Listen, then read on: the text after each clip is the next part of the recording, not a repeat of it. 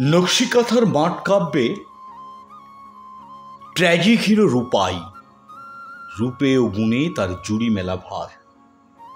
একাধারে সে সুপুরুষ, লাঠিয়াল, খেলোয়াড়, গায়ক, পাদক, অন্যদিকে নির্মল হৃদয়ের, কাজলা রঙের এক দরদি নওজোয়ান।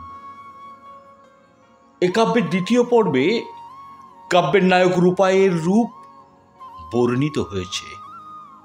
শুনে নেওয়া যাক সেই রূপ বর্ণন।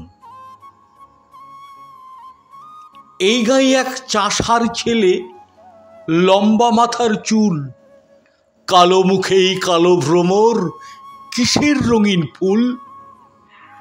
কাঁচা ধানের পাতার মতো কচি মুখের মায়া, তার সাথে কে মাখিয়ে দেছে নবীন তৃণের ছায়া।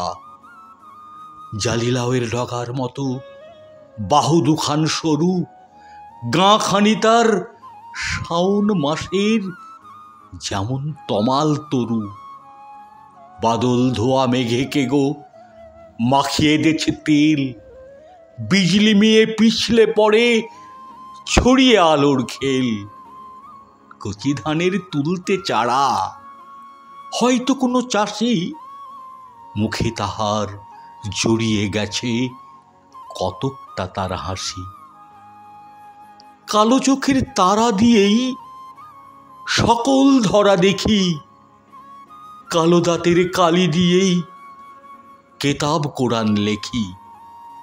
জনম কালো, মরণ কালো, কালো ভুবনময়, চাষিদের ওই কালো ছেলে সব করেছে জয়।